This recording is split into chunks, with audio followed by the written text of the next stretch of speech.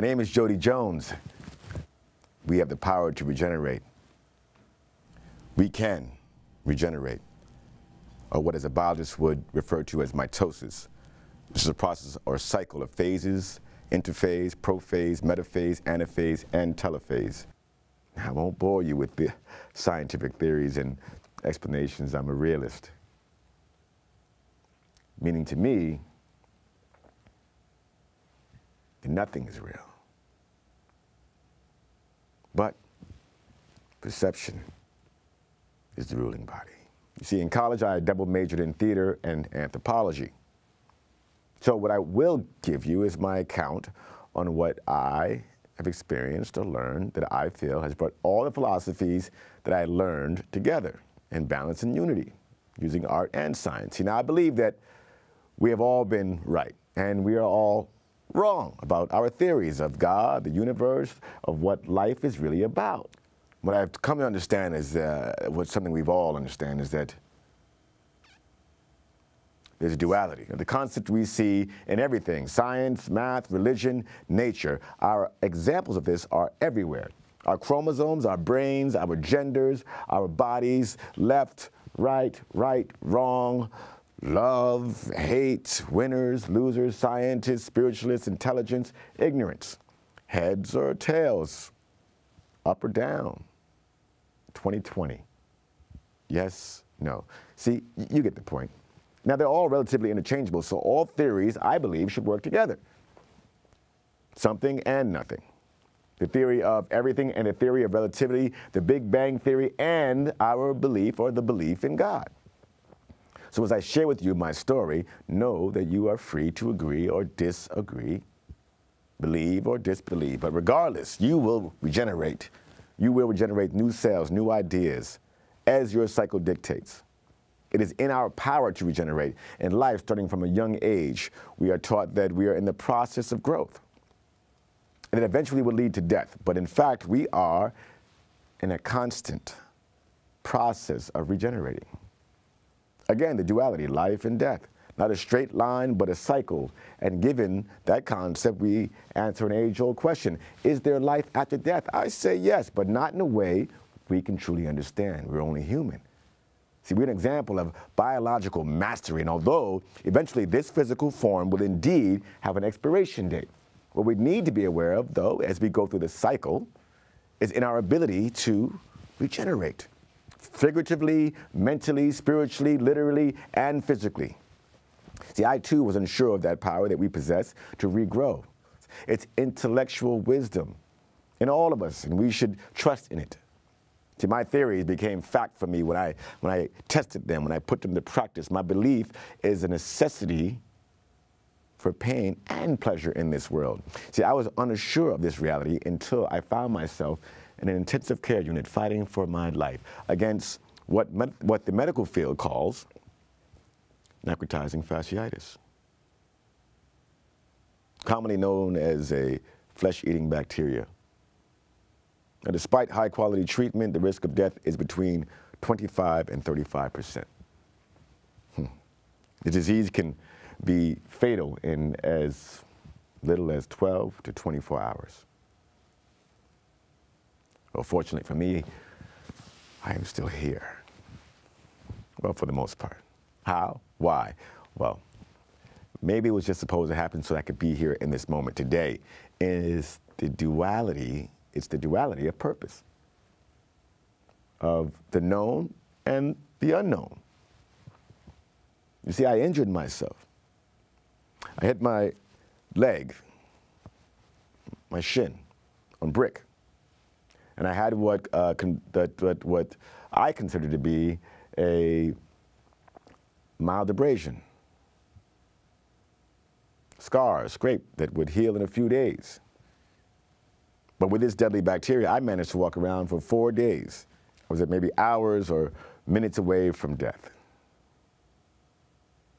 It was not until my second visit that the doctors performed additional tests.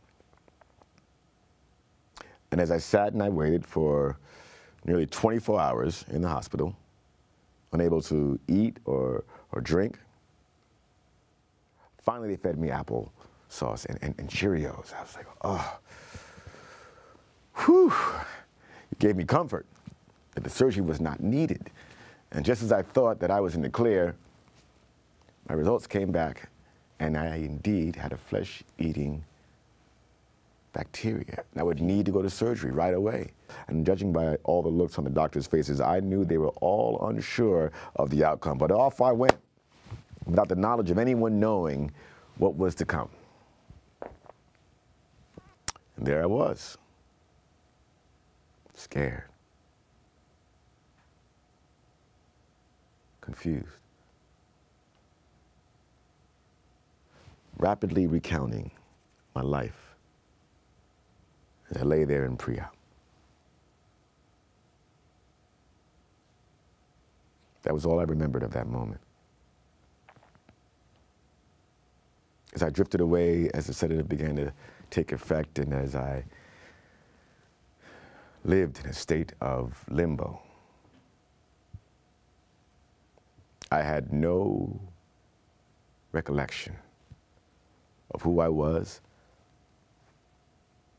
but I had a strong sense of self. And in that most magically cliche way imaginable, all of a sudden, there was this intense light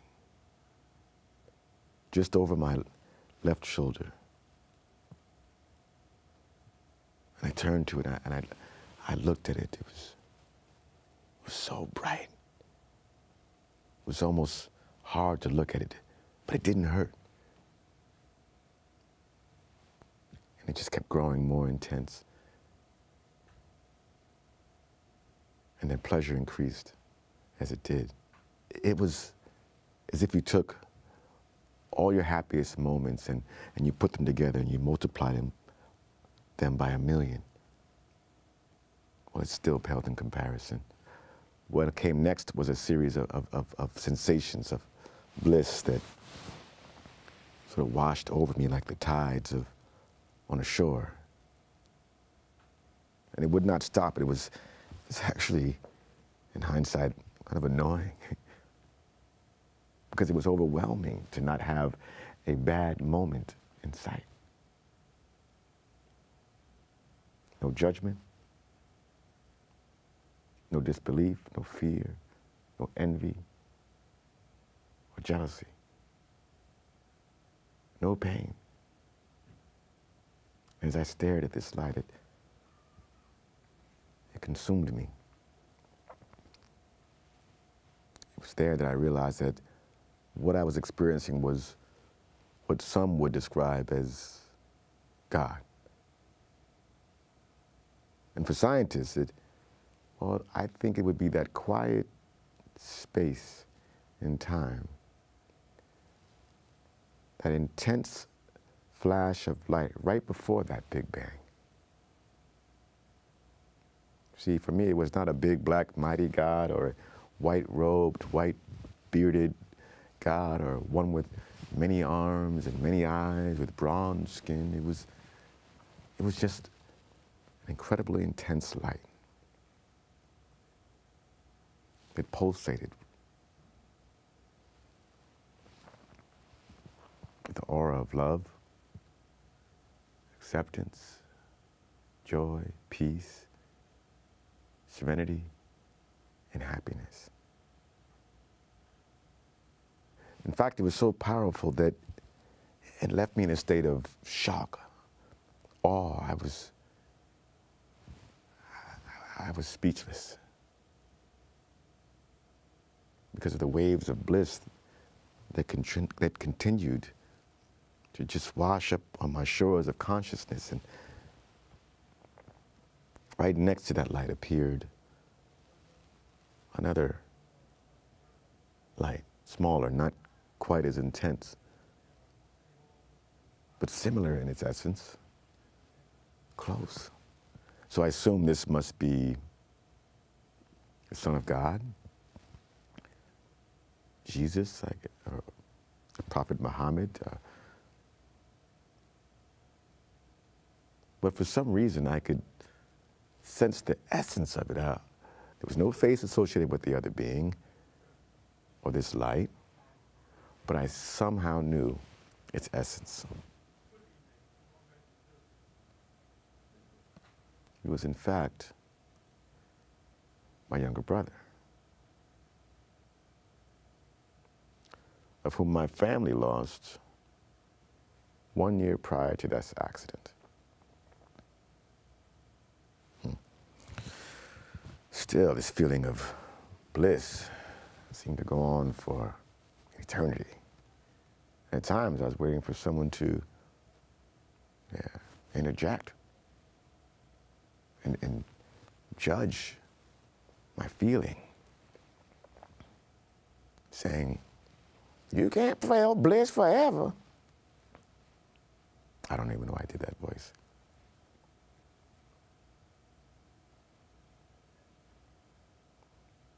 It was then my younger brother, or that smaller orb of light, said to me, "Tell them I'm good."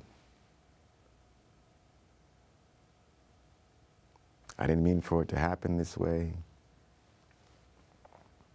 but I'm good.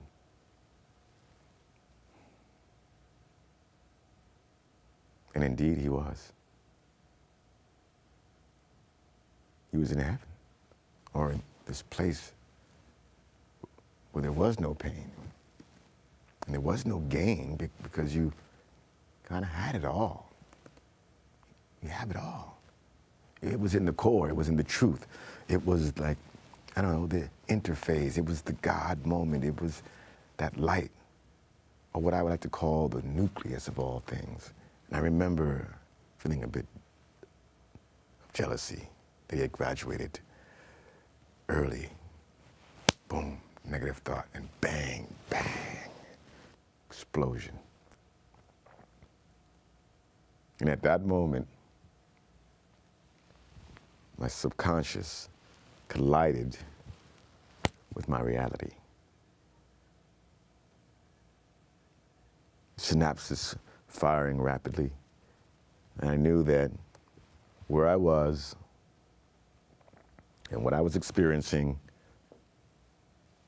would come to an end.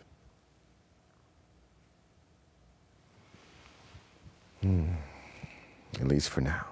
It was then that I began to put the pieces of my life back together.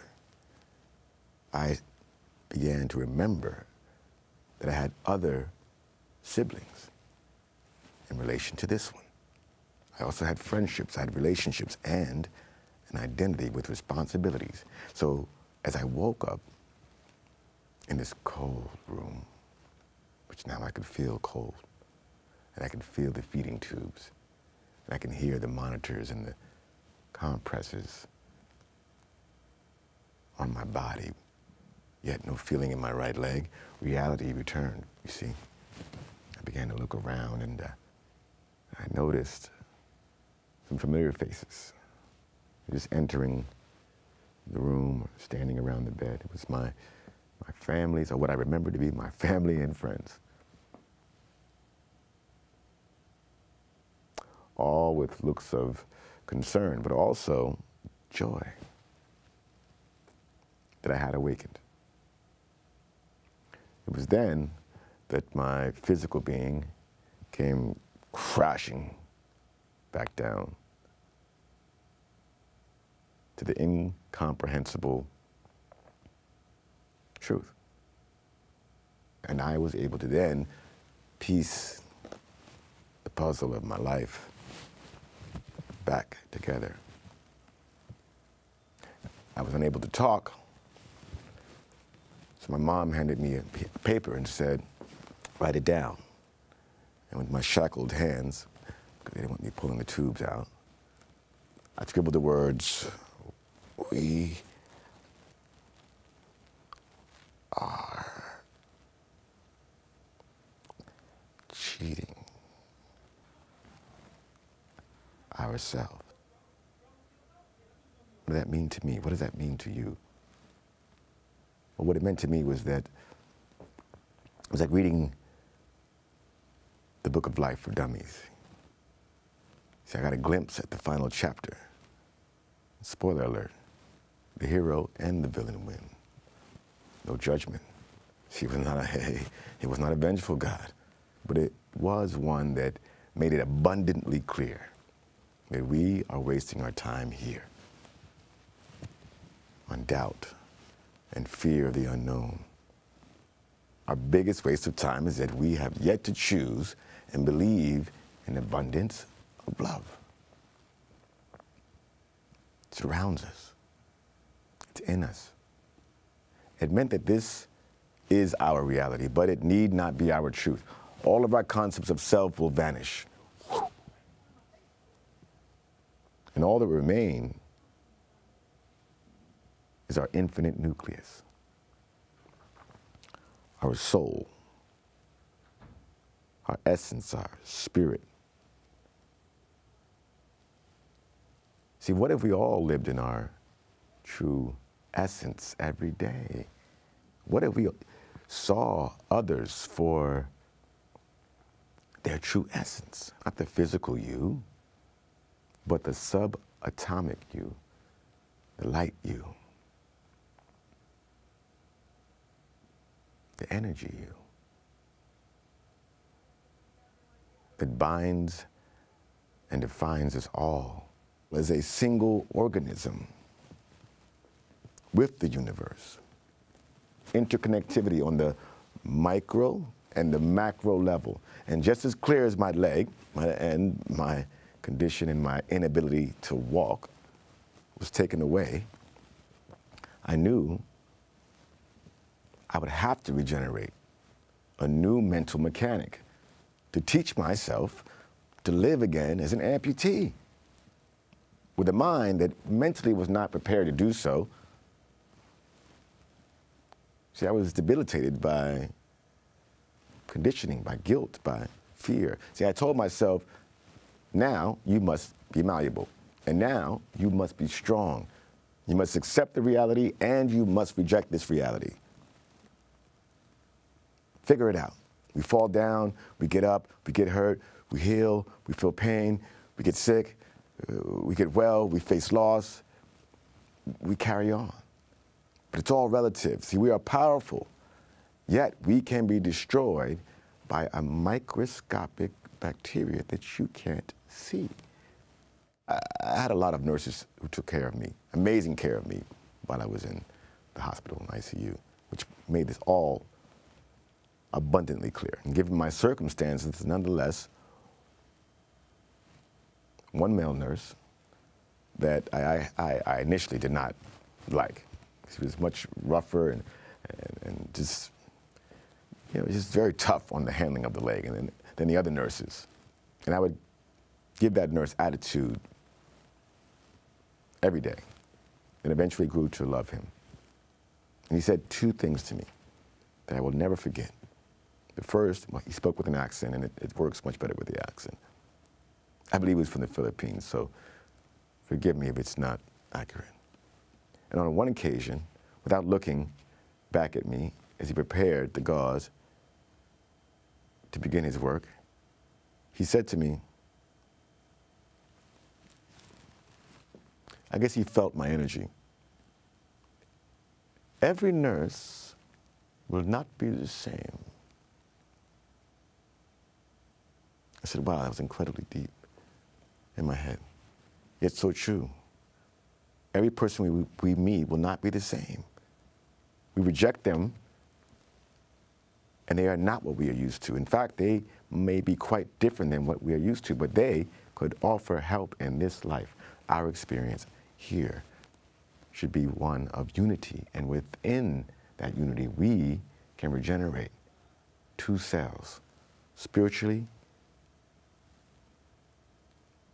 and morally, creating a balance among the unified body of humanity.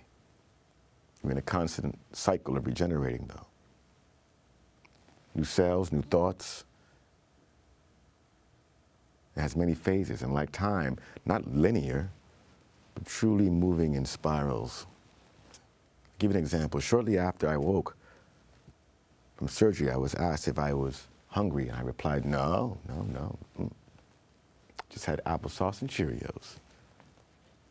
of which the nurse responded, that was 5 days ago. See, I gulped, realizing the severity of the situation, and I also realized that I just spent 5 days in heavenly bliss, which also felt like seconds and eternity at the same time. And I turned to my older brother who was in the room, and I gestured to him in a cutting motion, as if to say, is it gone? And he shook his head, no, it's still there. It don't look good, but it's still there. See, I was prepared for either answer in that moment. I was already preparing my mind to live with being an amputee. But to my surprise, as they unwrapped my bandages, the leg was still there. And although it did not resemble its twin anymore, it had its own new identity. Scarred 17 inches, 9 inches wide, and debrided down to the bone.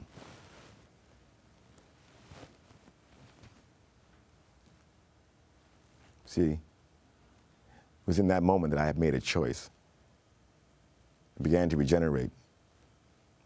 I didn't know how or what, but I knew I had to regenerate. First, I had to regenerate mentally.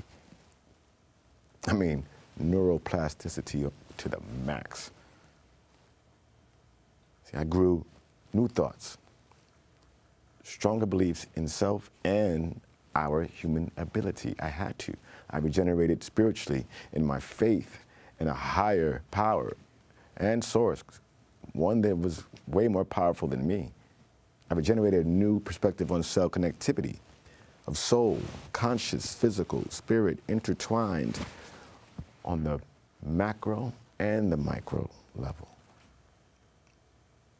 See, I was determined to not let this accident become a liability, and at times, throughout my treatment, because the pain was unbearable, I would have to mentally leave the room while the doctor worked on the leg. See, I would astro project myself, sometimes to a mountaintop, in a cross-leg position. I mean, whatever I could do, staying in meditation. Other times, I would place myself in a happy memory of me in a playground with my childhood friends, just giggling and laughing. The doctor thought it was the morphine, because I chose to laugh instead of cry. And I assured him, I said, no, I am aware. I am just not present. Now, please hurry up and finish, Doc. I'm not sure how long I can hold on to this subconscious state of being. See, in order to start regenerating, I had to physically separate myself from the physical experience. It's too much. But little by little, day after painstaking day, I began to regenerate physically at an unusually rapid rate. And 2 to 3 months later, at the astonishment of all of my doctors, I regenerated all of my soft tissue that was cut out during the surgeries. This process, on average, takes 6 to 9 months, maybe a year for some, depending on the individual. 2 to 3 months. But all the tissue grew back. I successfully regenerated. See, the power to regenerate is in our DNA. It's locked in our minds. All we need to do is release that power from those blocks of perceptions. We are connected to infinite power internally and externally. Tap into that power. And while in treatment, the second thing my favorite nurse said to me after I asked him one day, "Are you going to hurt me?" And he replied, "I am not going to hurt you, but you will feel pain," which is what is prescribed for us here. In this world, it is 50-50. As prescribed, we will face disappointment and we will have victory. It's a constant roller coaster of experience, but it is how we choose to look at these experiences that define us. We as a people, as an organism, can regenerate and create a world that echoes one of love without judgment of ourselves, our circumstances, or of others. We can regenerate our story, our history, our laws, our education, our knowledge, our culture, our morals, our strength, our spirituality, and our physical. And our minds to be one of acceptance. In this, we control the weather. We create our reality. It's how we choose to regenerate on everything. We can regenerate mentally to handle everything. These circumstances have made us stronger. So I want you to challenge yourselves, as I did myself in and out of the hospital, to get up and teach yourself how to walk again. Teach yourself how to love again. Regenerate thoughts that will impact the outcome of your future. We are incredibly powerful beings that can impact our existence and our universe for years to come. But look deeper into your soul for the answers to a problem that plagues us all. Like a bacteria, hatred and fear will not bring you bliss. It will not bring you happiness. But if you can regenerate a positive vibration and outlook, we can regenerate this world as we know it, a new cell, a new layer. Regenerate your thoughts of you and begin the healing process. So all of our philosophies, theories are correct. At this point, we're just arguing our points of perception. But don't cheat yourselves. Open your mind, open your heart. And with our innate power to regenerate, we will grow. Now, that's the image of my leg today. The future is now. And the power to heal is in our DNA, at our subatomic level, in the universe and in our nucleus. There is love. We can regenerate. Thank you for your time.